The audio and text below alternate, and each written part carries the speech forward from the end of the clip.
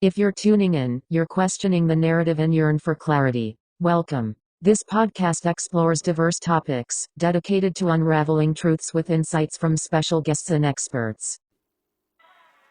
Welcome back to You Have Been Hoodwinked. It is your host, Maya the Bee. Thank you for tuning in.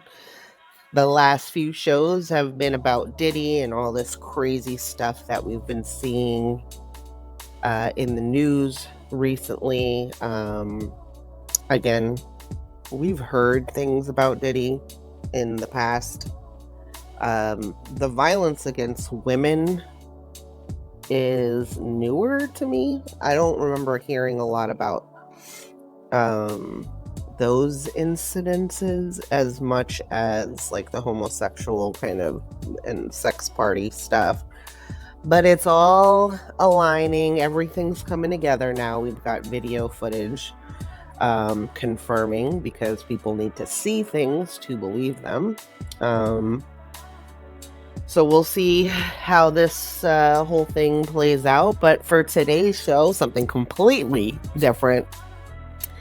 And where this came from is me and my dad, we always talk about conspiracies and things that, as we get older, we learn are completely untrue. And it's really just, it's harrowing, just knowing how much we've been lied to. And in the past, conspiracy theorists have been looked at as like cuckoo and nuts. But hey, joke's on you. Y'all are the cuckoo and nuts ones. You guys are listening to what the government is telling you to do like a bunch of idiots. And I'm in that group too. Believe me, I'm slowly unraveling these lies and trying to, move forward in my own truth. And with what I can find out through research, that's the best you can do in this life. There's so many lies, so many things going on, from this organic fruit and produce lie. Now, I just saw this whole expose. I'll talk about this later, but about Whole Foods. Ever since Amazon bought them, they've really declined. They were declining before that, in my opinion. Just like most big chains, the quality just goes down. But evidently, they're shipping organic frozen vegetables that are made in China, and our country has no system on, I guess, approving that these are, or validating that these are actually organic. They just don't do anything. They're just like, yeah, sure, if China wants to say they're organic, that's fine. Fun times. So I'll be decoding America and other myths and things that we've just been told to believe over the years, and now we're finding out that it's not true. So me and my dad, he had told me about this Time magazine article he read in the 1980s, I think he said. And it was about how the American car industry all got together, like the big car makers got together after World War II, and basically came up with the idea that let's not make cars to last, because we want people to continue to be buying the new models. Of course, they put all the new bells and whistles on these new models every year, so you feel kind of compelled to buy anyway these days. But back in that time, cars are still semi-new. And whatever you could basically do to get people, into cars faster, these companies will do. While Japan was making Toyota's cars to last, our country decided, hey, these big car makers got together and said, we're going to not make the quality that great. Let's use parts that are going to need to be replaced. So all of this feeds into each other. The maintenance part, you need the, You need the pieces, the equipment to fix your car. Some people get fed up when they have too much maintenance. They just go get another car. That would be really crazy. It was hard for me to find that article online because, I'm sure it got buried somewhere, because who would think that company like GM and Ford, they would come together to create this pact that nobody would create cars that could last more than 10 years. That's just insane. Like, let's cheat the American public and their hard-earned money. It's so crazy to me. All right, so since I couldn't really find too much on that specific article, because I really wanted to learn more, like, is that, because now I believe that's true. These companies are coming together.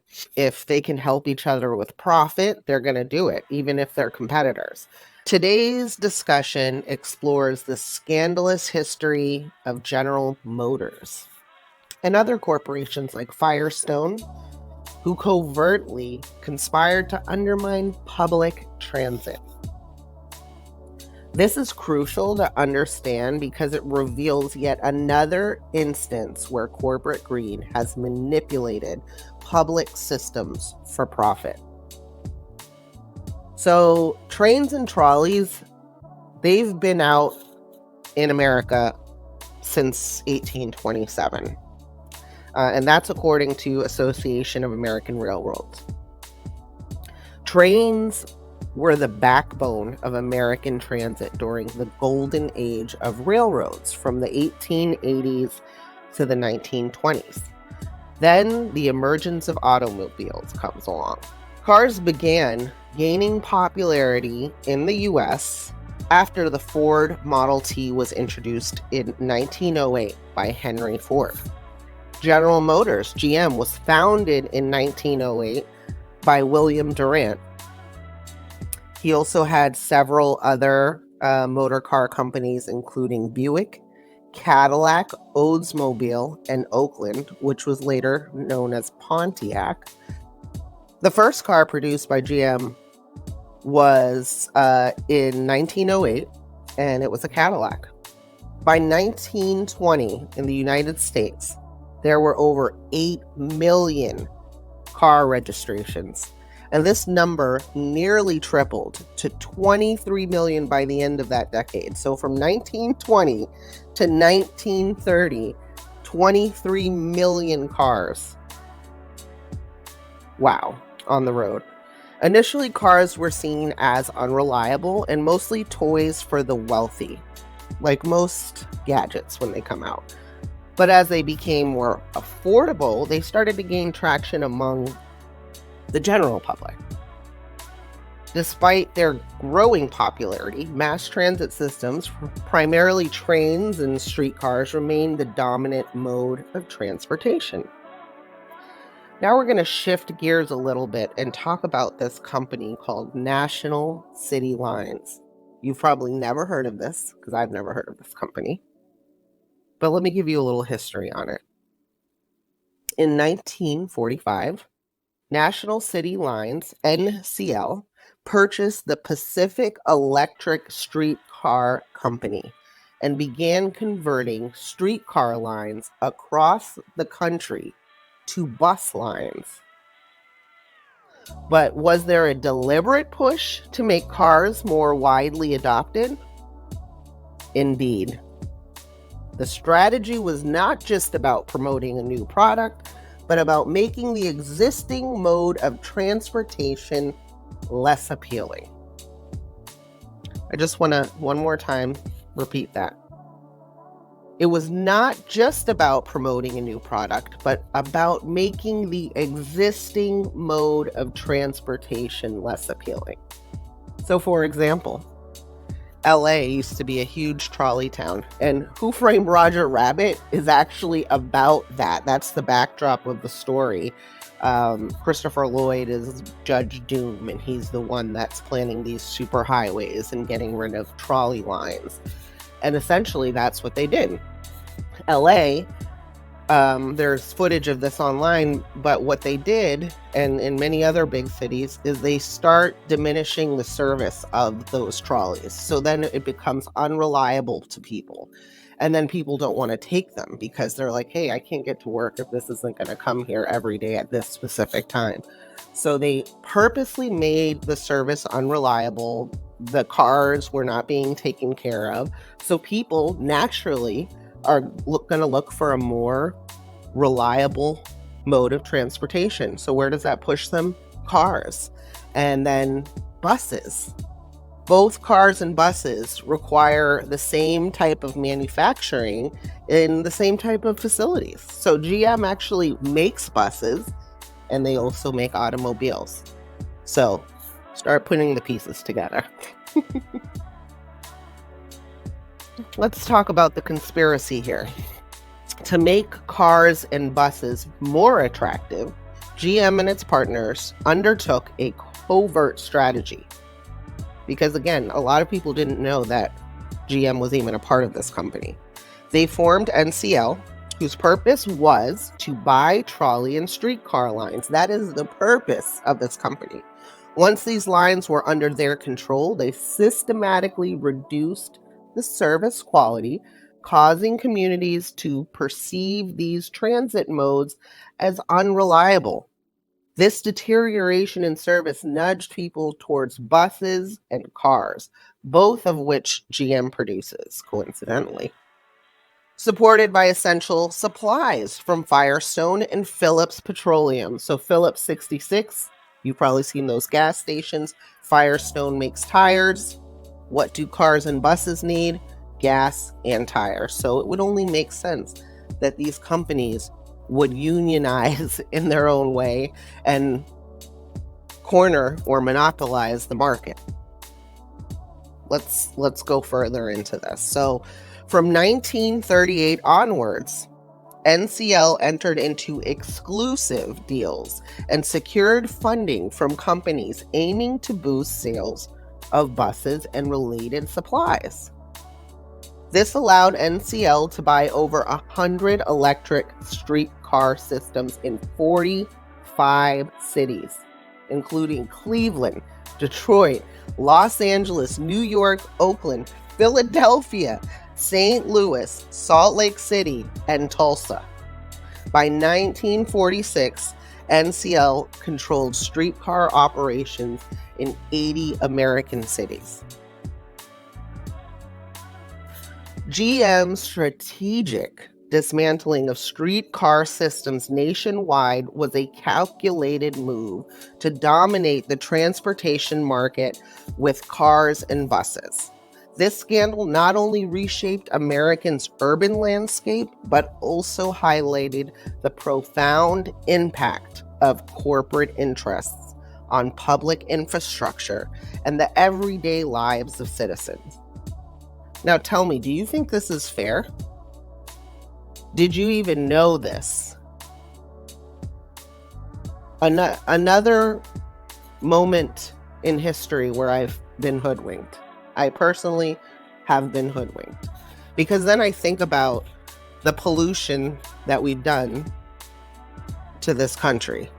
Again, not saying that trains at that time were not polluting, but at least it was one train versus millions of cars on the road. One city in particular that I lived in for 4 years has suffered immensely from cars and buses being on the road. And that's Los Angeles. Los Angeles is so polluted, it's hard to breathe. The air quality is almost always poor. The only time it was good was during the pandemic, and it was amazing. You could actually see the city. The smog had raised.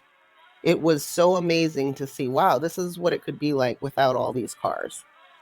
So look at what the car industry did to our planet, to our communities, because they just wanted to make money. They took out a completely healthy mass transit system so they could put more of their own products on the road. And they went so far that they intricately went behind our backs and bought up all these systems without anyone doing a damn thing. However, people caught on, and there were some people that fought against this. So let's get into that, because I'm going to play some clips for you. The mayor of San Francisco, he barked back so hard in this meeting with some important, I guess, political figures. And he talked about the importance of having a diverse transportation kind of system for metropolitan cities, not just one type.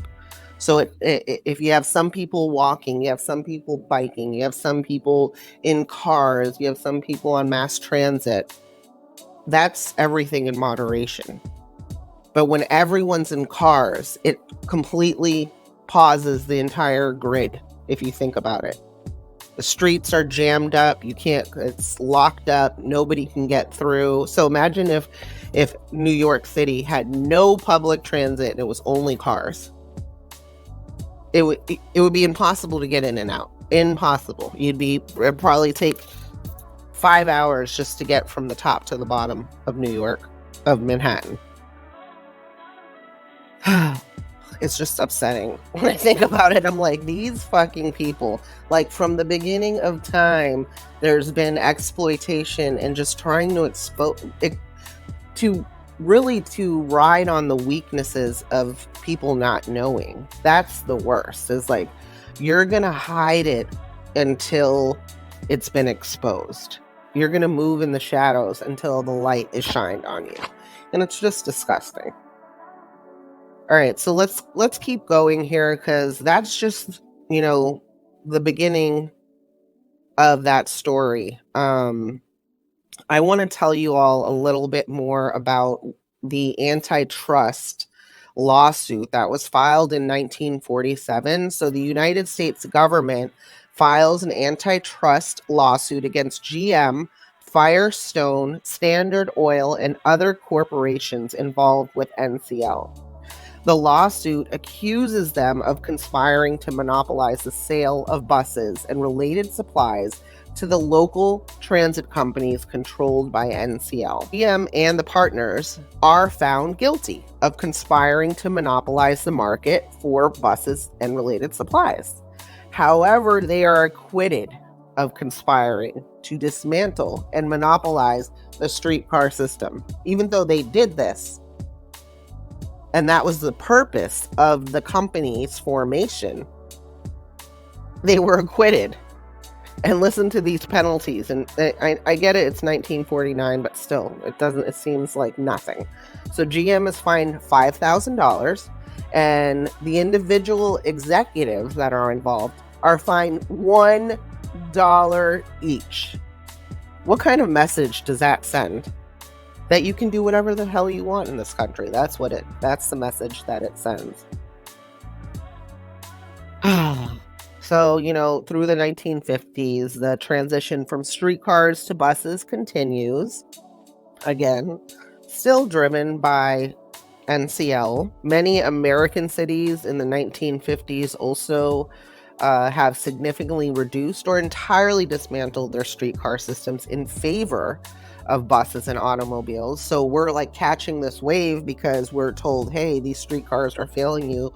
We need to keep the public infrastructure, moving and working. So use this instead. So you think they're solving a problem for us? No, they created a bigger problem with our environment. The legacy of NCL's actions become more apparent as urban transportation networks are increasingly dominated by buses and cars. The long-term impact includes increased urban sprawl, greater dependence on automobiles, and the decline of public transit infrastructures in many areas. This is by the 1960s. So now, at this point, cars have been around for 50 years. Then in the 1970s, there was a reassessment and public transit revival. So there becomes this need for like what's going on. We need better public transit. So rising awareness of environmental issues and urban congestion, aka traffic, leads to a reevaluation of public transit.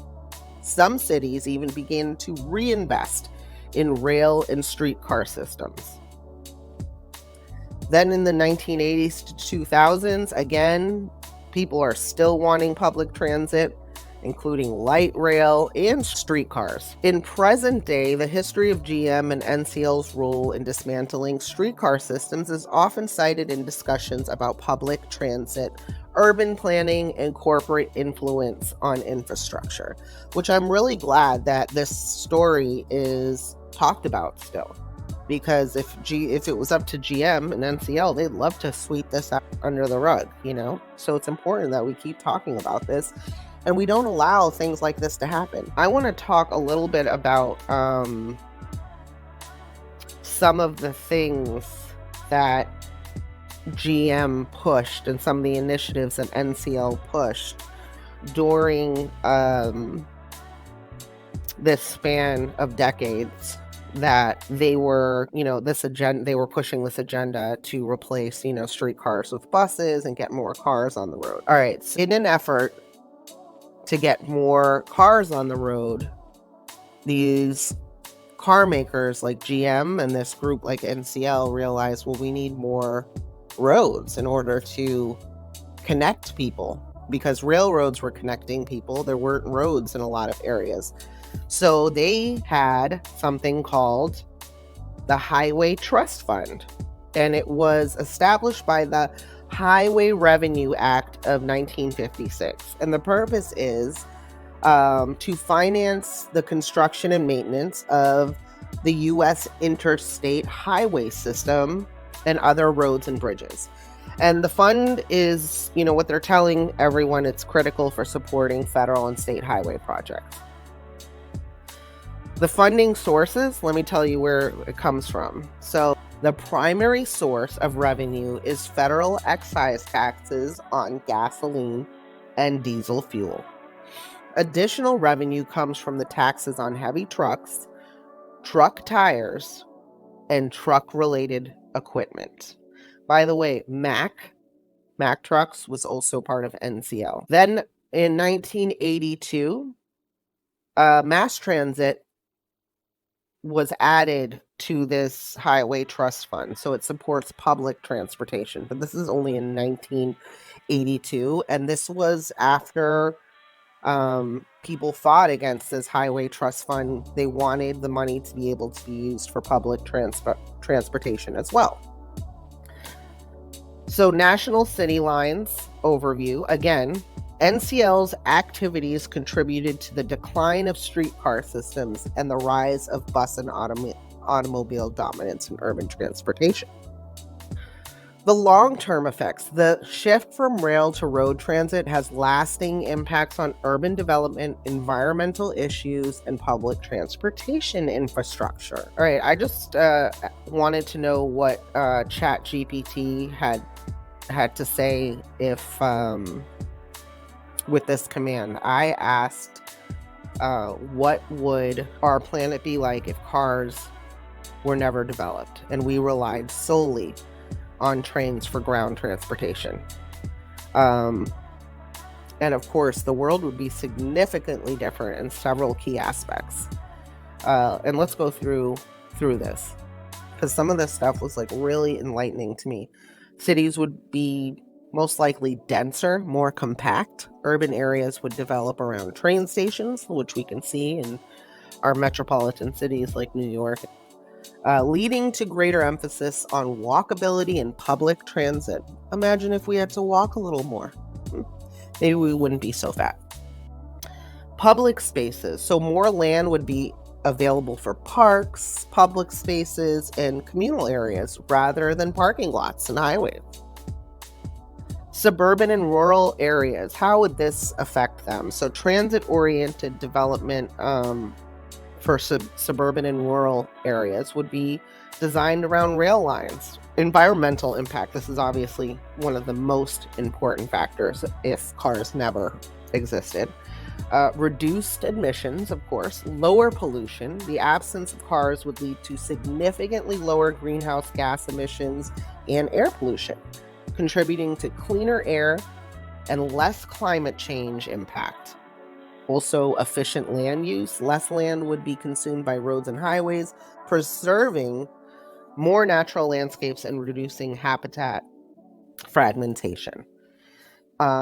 Energy consumption, so sustainable energy. Trains, particularly electric ones, are more efficient than cars.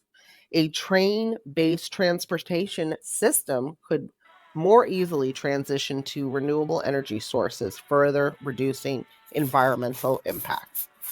Let's talk about some economic and social factors. Greater investment in rail infrastructure could drive economic growth, creating jobs and fostering technological advancements in rail systems.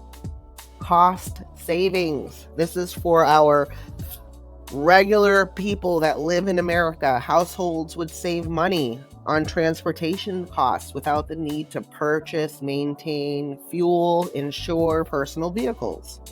And insurance is another scam in this country. Social equity. Trains provide a more equitable form of transportation, accessibility for people at all income levels, reducing social disparities related to mobility. That is something that is so true in New York. And what I love is because you would see a billionaire on a New York transit line, or you would see homeless people. It was such a mix of, hey, everyone's just trying to get to where they're trying to get to, and that's it. And it was the moment where everyone was almost like equal. We're all equal in this train. We're just trying to get somewhere.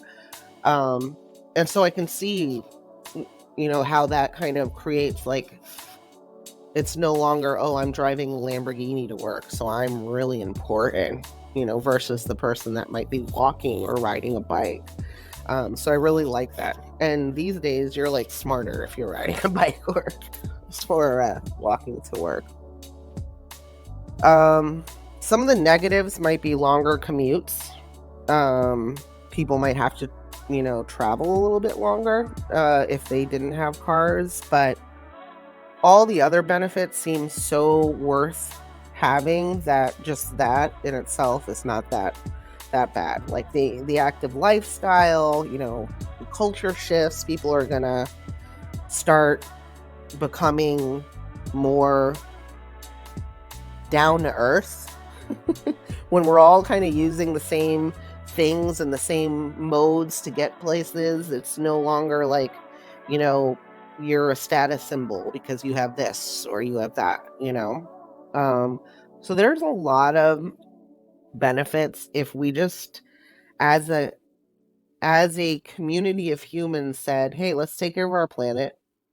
We don't all need fancy cars and showing off who has what and this and that.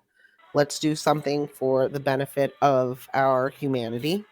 Let's do something for our planet, but we don't think that way. And that's the scary part of this, of being alive and being a part of the human race, is the fact that so many people, this country, America, has been built on lies. And we thought it was the land of opportunity. No, it's the land of opportunity built on a fucking landfill, filled with trash, filled with dead bodies of people that lived here before us, and we just came in and bulldozed it. And it's so horrifying to me, like the evil that humans can do. Well, what makes this place livable is the hope, is the faith, is the belief that I know we can do better.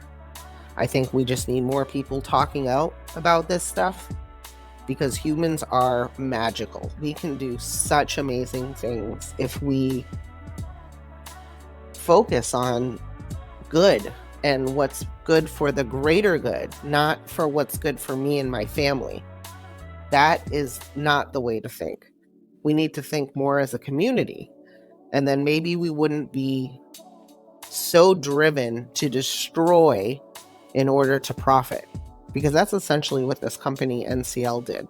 So GM, General Motors, they're still in business to this day, took down the streetcar system. Like, that was their marketing ploy. Like, that's what they did. Imagine if it's like, a cereal company. That's why all these food companies own each other, because Rice Krispies and whatever Lucky Charms, I don't know if they're the same, but they can compete against each other and it's fine because the money is going to the same pocket at the end of the day.